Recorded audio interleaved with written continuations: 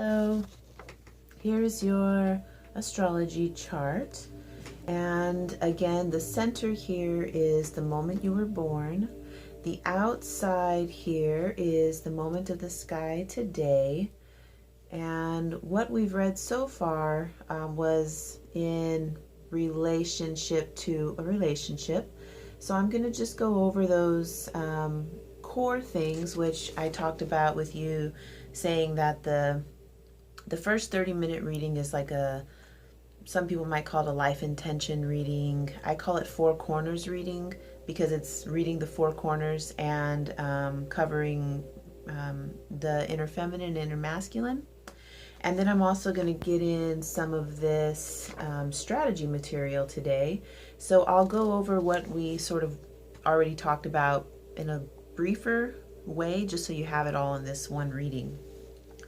So in astrology, from this perspective, we start with the moon all the time, looking at the lineage, what you've already become a master of. Like just by virtue of being born, you already had these certain skills and traits.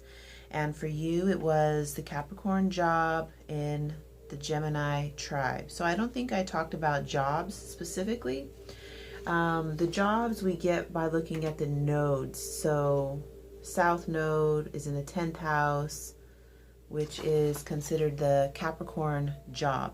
So this is really an interesting lineage, I find, because of it's a complete dichotomy. So people born in this particular with this particular lineage have already sort of accomplished a real challenge of putting two completely different things together. So your moon in Gemini likes to be playful, likes to throw caution to the wind in the name of exploration and freedom and information. The Capricorn job in this tribe is all about setting structure. This is the tribe of grandmothers and grandfathers, making sure that the legacy lives on. The Capricorn job makes sure they want to know the legacy is going to continue on. So for your lineage in the Gemini tribe, so your moon in Gemini, your specific job, so say if you were like in a tribe of musicians, that's a great Gemini analogy, or scientists who go off and like archaeologists say, because they're always on the move, they're always discovering new things, and they leave the country, they go to radical far places to like dig up bones or study a culture. Let's use that because that sounds more, I can see that more in you. The specific job in this tribe would be the ones who are going to be making sure that the whole group of archaeologists are eating on time, they're going to bed on time, they are not wearing themselves out, they are following the rules. So it's a weird, you can see how those two things are very different. So having this as your lineage tells me that you are already able to alchemize. So putting two opposite things together. If that doesn't make sense, just ask me about it. North Node and South Node. North Node is what you're moving toward as a sort of a destiny in this lifetime. South Node is like what you've already come from, where you've already mastered. So this is where I'm getting the Capricorn tribe. Capricorn job in the Gemini tribe. That's your lineage. So what you're moving toward learning about is where we talk about your rising sign and the North Node. So sometimes I'll talk about this in terms of schools. I love using tribes for the lineage because it just seems really appropriate. Thinking pre-birth, you can think about past lives, you can think about, it just seems more mythological to me, and I like that better. But for this lifetime, I like to use schools because we all, or mostly everybody I know anyway, has gone to school to study something and has a specialty in that school. And so we'll use that language for talking about what you're learning about in this lifetime. So here we look at the rising sign and the north node. So for you, we will call this the Cancer job in the Taurus tribe. So the Taurus tribe are those Epicureans. They're the, I like to think about Aphrodite when I think about learning how to do Taurus, because Aphrodite was, it's like the kind of beauty that isn't being beautiful to please anybody else or to entertain anybody else or to do anything. Aphrodite, Taurus, it's the beauty for your own sake. So, if I'm fixing my hair, I'm like, ooh, look at these curls. I love them. They're so soft and pretty. And, I'm doing things that not make me feel beautiful, but it's like looking at art. So when I'm looking in the mirror and I'm, like, this is the type of beauty that when you're walking down the street, it's not what do you call it? Socially acceptable beauty. That's not the right word, but media beauty. It's not media beauty. It's like when you walk, people are like, wow, she's so beautiful, but you can't really pinpoint it. You're not wearing the in sunglasses that all the girls have, or you're not wearing the fashion. You look different and you look unique. And this is what Taurus is learning about. Receiving pleasure, receiving beauty, really enjoying the body for the sake of the pleasure itself. It's not to please anybody else. It's not to, I already mentioned all that. It's just for the sake of itself. So this actually, in shamanic astrology, Taurus is the only sign of the 12 who actually, for its evolution, is for it to be self-centered, to concentrate on the self, focusing on embodying the senses, embodying all the senses, the taste, the hearing. You want to hear beautiful things, you want to see beautiful things, you want to eat and savor things that taste delicious, just really enjoying the physical body and the physical senses. This is a challenging, they're all challenging in their own way, but in our culture, for men and for women with Taurus rising, because we have been taught to give rather than to receive. But for this particular rising sign, your lesson is to learn how to receive. So some of the mistakes with that are being a glutton. I think that's the word, where you take too much. So let's go through all those. Well, I really like having a buzz. Drinking feels good. I'm going to drink a lot.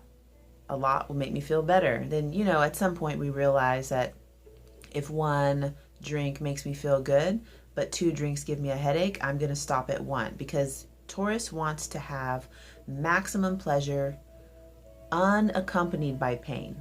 Maximum pleasure, no pain.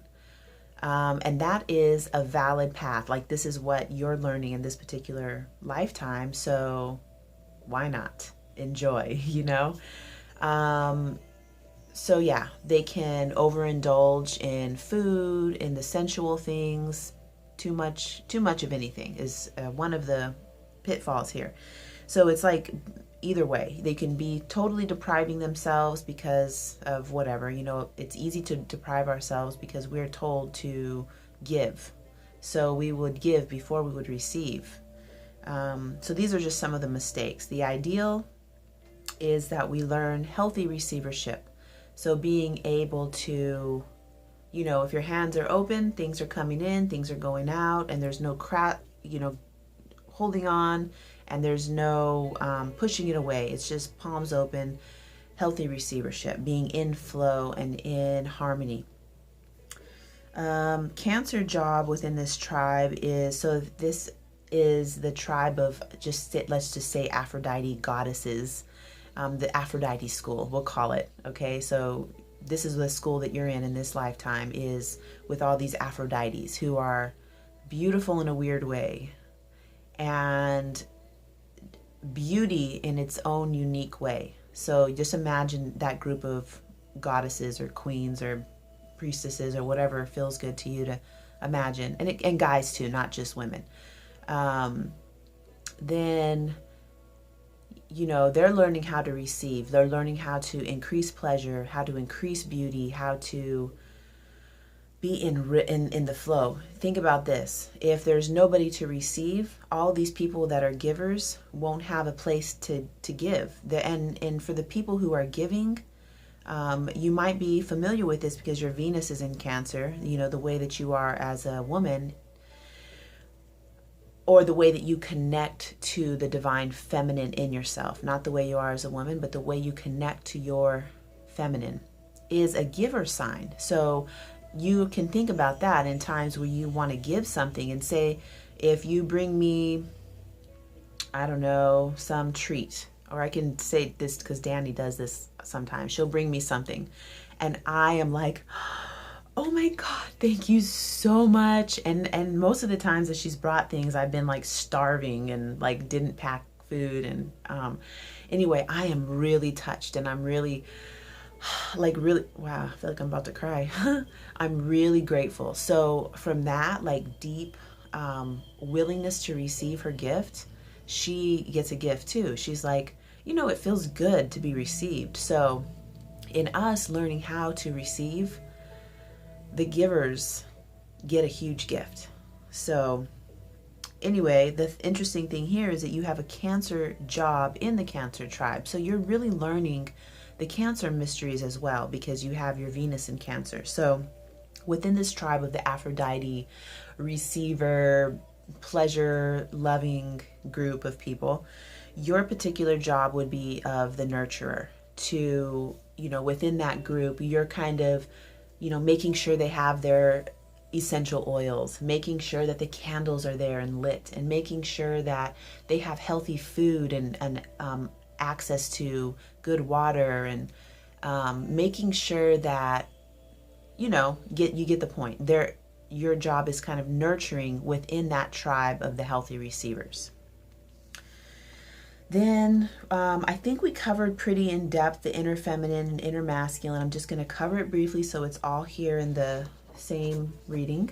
So your inner feminine, we look at Venus in Cancer, and I like to automatically put it together with what is rising for you. So we get a good idea of your inner feminine, which is perfect because it's the exact same as your as what you're learning about, which is interesting. So this to me just says that this is really important. Make a mental note. Cancer and Taurus. So the qualities of the healthy receiver and the qualities of the good parent, good nurturer. And when I say good, it's just doesn't mean good or bad per se, because within good there is bad and whatever. So it's just the good parent, I guess, as opposed to the bad parent who didn't nurture the kids.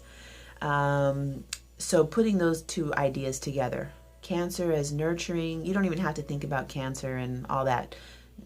It's just astrology talk, I guess. And the really important thing here is putting together the nurturing and the receiving of sensual pleasure. Nurturing and sensual pleasure. So you're giving it, you're receiving it. It's just this automatic thing that seems to be really important from your chart. That's your inner feminine. Inner masculine, we talked about this a lot. So extra Scorpio energy in the 7th house. And you also have Uranus here in the 7th house. 7th house is the house of relationship to others. So what I didn't mention in your last reading here was that this is, in traditional astrology, I don't like this because I have the same thing. I have Uranus in the 7th house. Traditional astrology, not traditional, Western astrology. Traditional astrology would be more like what the Sumerians and the ancient cultures, how they study the stars. Western astrology calls this particular configuration a divorce, like a sign of getting a divorce. I don't see it that way. I have this also, and to me, what it says really loud and clear is that in relationships, this person likes spontaneity. They like freedom, Uranus is, freedom comes up when I look at Uranus. But also spontaneity, the free electron, being able to change your mind, being able to be really out, out there and still be within the relationship. I don't know if this makes sense. Of course, this is like my biggest mystery. I really am studying the seventh house, or seventh house of studying relationships in general as one of my main focus points. So I better not talk too much about it. I will just say that from what I've gathered so far, and I have Uranus in the seventh house, is that this person cares a lot about having freedom. They don't want to be tied into something that they feel constricted. Uranus in the seventh house says to me that within the relationship, the person wants to feel free. So I read Bob Marley's chart recently, and he also had, I love Bob Marley, so I had to do it. He had Uranus and also Juno in the seventh house. Juno is a marriage. It's a marriage. We call it the marriage planet. So there's yours, and you have it over here in, Juno is in the fifth house. So anyway, I'm not going to talk about that now. I just want to mention Bob Marley had both the marriage and the free electron in the seventh house, which you could see how, I don't know if you've ever followed any of his life, but he was married to somebody he would never divorce. He was devoted to her, but devoted. He also had other relationships, and this was, it seemed to be fine. It seemed to be, and from his chart, he wanted to have a committed relationship, and he also wanted to feel free and have his freedom. I don't know if that's a good, I don't know.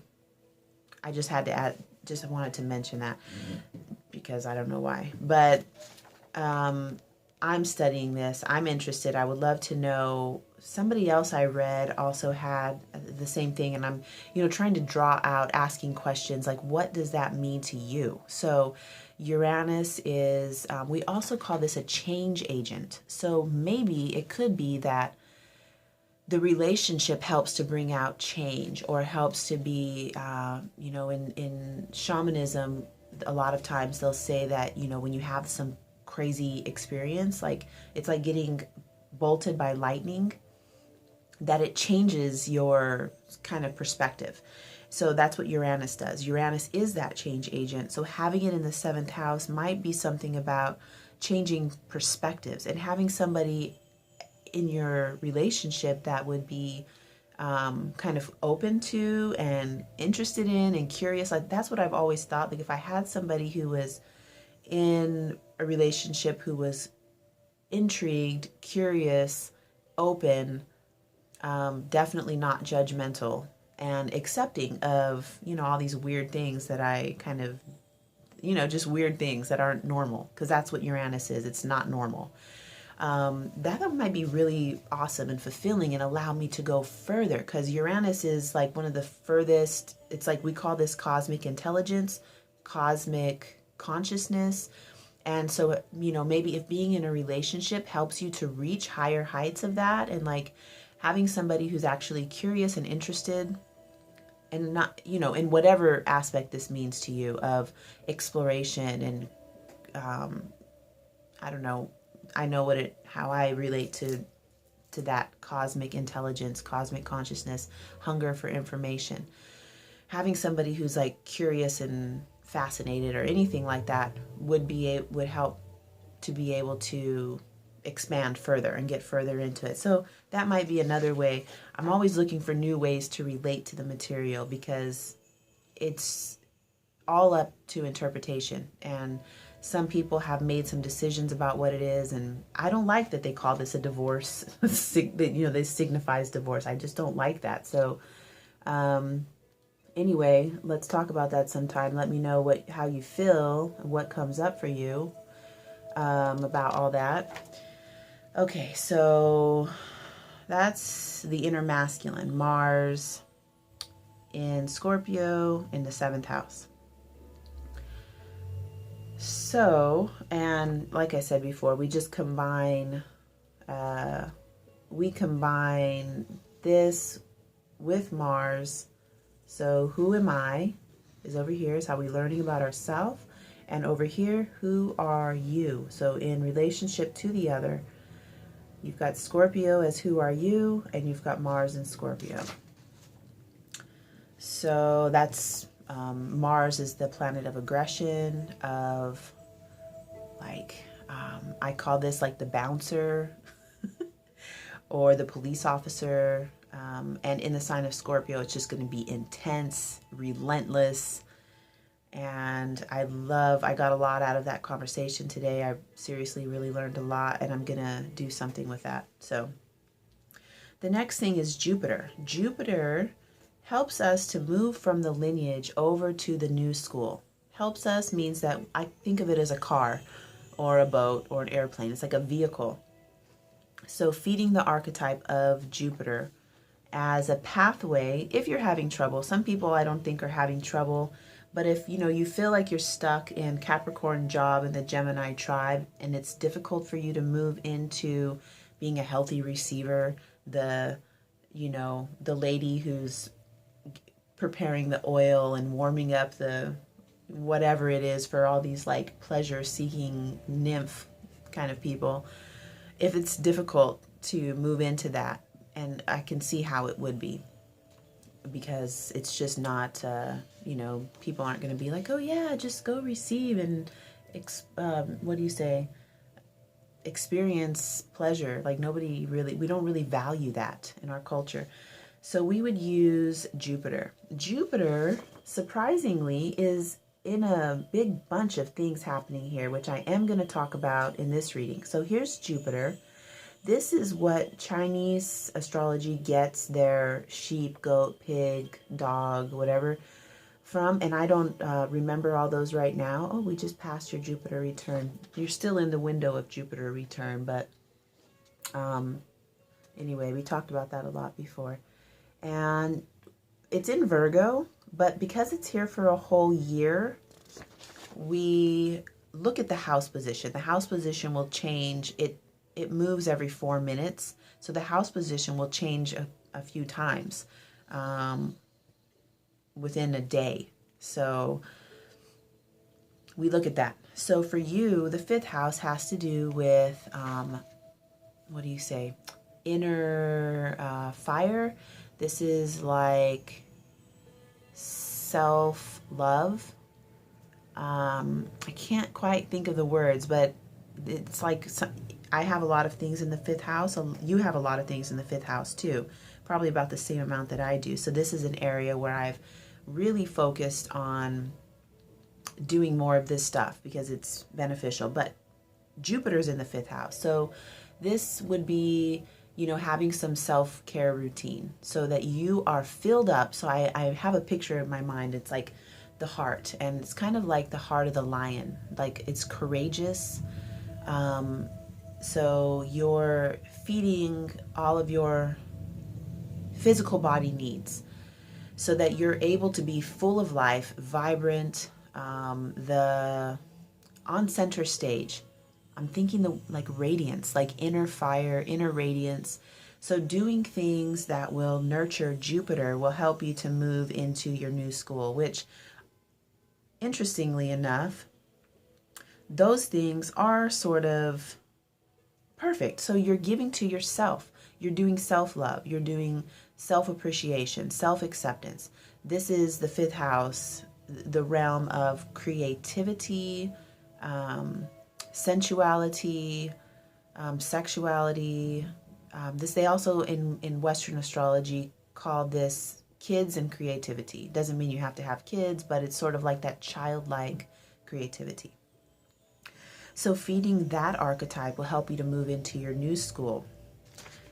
So it's kind of like a step away. So it's like you're doing these things for yourself until, soon. I don't know where you're at with this in your life. So you might already be doing this, but you're giving to yourself so much that it becomes natural for you to receive from others. So once you're so radiant and self-loving, and you're open to receive. This, I think, is a conscious thing, you mentally saying to yourself in whatever way you need to, that you're open to receiving the beautiful things and the arts and the love and appreciation, and you're open to receiving those things. And you're also, in your own little ways, whatever that might be. For me, that was setting aside 20 minutes every morning to do oil pulling, dry brush, all that little routine that you guys were doing during that cleanse.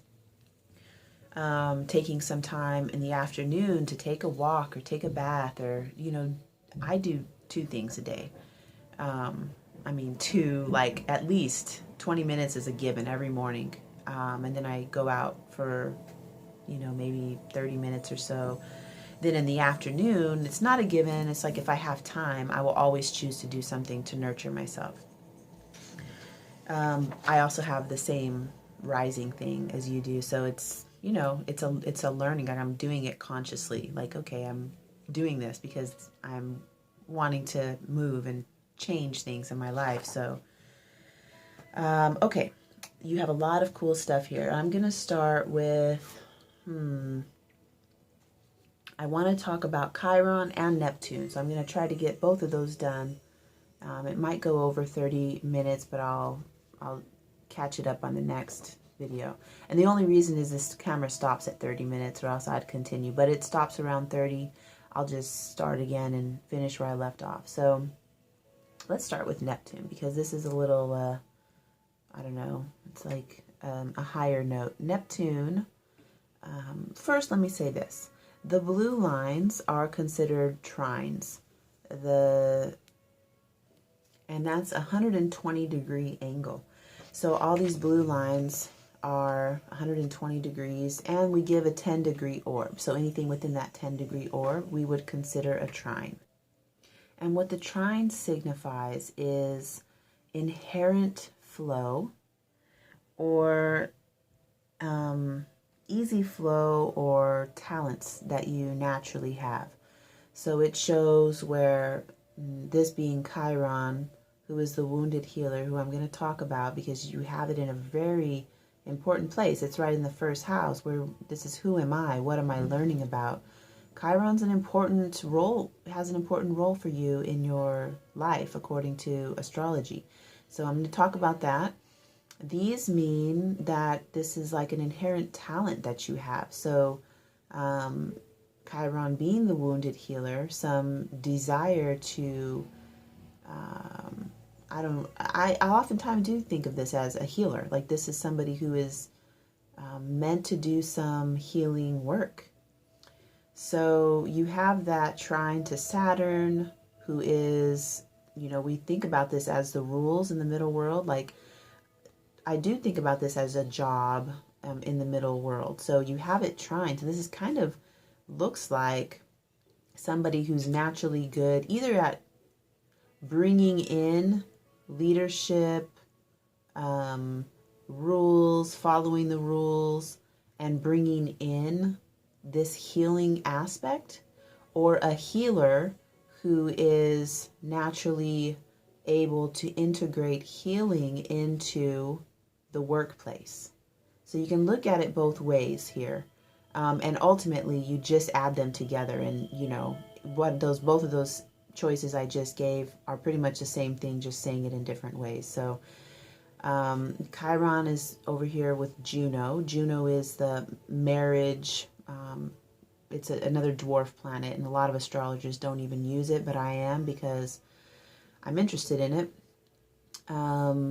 Then it's also, Chiron is also trying to Jupiter and Mercury. Jupiter showing how, or it gives us clues about our jovialness, our youthfulness, our curiosities. And then Mercury, the way that we communicate and the way that we think. So having Chiron, who's the wounded healer, at a trine to all of these 4 things, tell me that, really, my first impression when I first look at it, and thinking with, you have this as who am I? This is what you're learning about. I really see,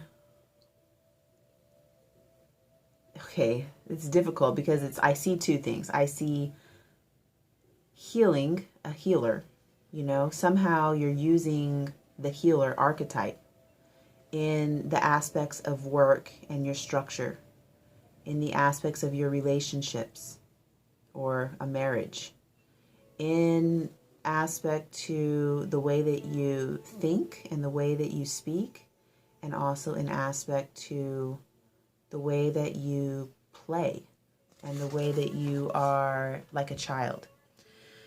So I'm going to stop here, and then I'm going to make a new recording and talk about Chiron specifically. And then the other thing I'm going to do is look at Neptune. And I'll kind of give a brief description of what Neptune is all about. And you have squares, 2, 3 things. Wow, interesting. So I made all these notes, but I guess this is what happens when I read it. I'm like, oh my God, this is I didn't notice this before, but the trines are the things that are supposed to be like easy, inherent, natural abilities to Chiron, the wounded healer. You have a 90 degree, which is a square, which tells us what you might have conflict with. So anytime there's a square, it's like, I call it decide and take action, where it's crisis in action, decide and take action. It's like something is really uncomfortable, causing you to have to look at it, causing you to have to change it. So it's like if you're sleeping on your arm, and there's your arm and there's your head. These are the two things, okay? Your arm, your head. It's uncomfortable, but that's the only way you can sleep, and there's no resolution for it, so you have to make something else up. You might invent the pillow, or you might invent an arm that looks like a pillow that looks like an arm or something like that, because you have to resolve arm pillow, arm head or whatever. So these I love. I think squares are fabulous, but in Western astrology, they consider it something bad. Like it's, oh, well, look at you have. But to me, what comes out of this is great ideas, great creations, ways that you've had to resolve problems, which make you more unique and more awesome in my perspective. So anyway, you got a lot of red lines and a lot of blue lines. And then the oppositions are like a full moon point. They're directly opposite each other. They magnify and intensify both aspects. So Chiron in opposition to Uranus, blowing it up, it makes it bigger.